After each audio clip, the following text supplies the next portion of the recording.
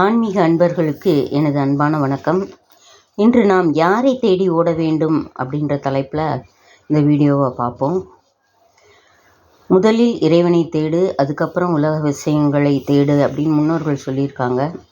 அவங்க ஒன்றும் சும்மா சொல்லலை, நம்மளுக்கே தோணும். எப்படி நம்மளுக்கு அது தோணும்? இறைவனை தான் முதல் தேடணுன்றது சின்ன வயசில் தோணாது இல்லையா அப்படின்னு நீங்கள் நினைக்கலாம். உண்மையிலே அது சிறு வயதிலே இருந்து வந்தாவே நீங்கள் சிறு வயதிலேயே ஞானம் அடைஞ்சிட்டிங்கன்னு தான் அர்த்தம்.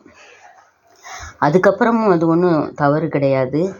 நம்மளுக்கு எப்போ தோணுதோ ஒரு லைட்டாக அந்த டச்சு இறைவனை நம்ம தேடணும்னு தோணுச்சுனாவே நம்மளுக்கு ஞானத்தை பற்றி ஆர்வம் வந்துருச்சுன்னு அர்த்தம். ஒரு மனிதன் கல்வி கற்று ஒரு நல்ல நிலைமைக்கு நல்லா சம்பாரித்து இருக்கிறான்னு வச்சுக்குவோம். அவன்கிட்ட போய் நீ இன்பமாக இருக்கியான்னு கேட்டால் அவன் இல்லைன்னு தான் சொல்லுவான். ஏன்னா அவனுக்கு பலவிதமான சூழ்நிலைகளில் பலவிதமான கவலைகள் இருக்கும். அவனுடைய சம்பாத்தியம் அவனுக்கு பத்தாததாக இருக்கும். சரி அப்படின்னு அவன் குறுக்கு வழியில் சம்பாதிக்க ஆரம்பிக்கிறான்னு வச்சுக்குவோம். அதுக்கப்புறமா அவன்கிட்ட போய் நீ இன்பமாக இருக்கியான்னு கேட்டால் அவன் இல்லைன்னு தான் சொல்லுவான்.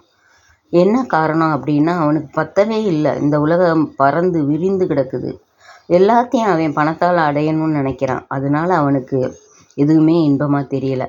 இப்போ கொஞ்சம் மாற்று வழியில் போய் பாருங்கள், இறைவனை தேடுங்க, எல்லா இன்பமும் உங்களை தேடி வரும். இல்லை நான் ரொம்ப சாமி கும்பிட்றேன், ஆனால் எனக்கு சோதனை தான் வருது, எதுவுமே வரல அப்படின்னு நீங்கள் நினைக்கலாம்.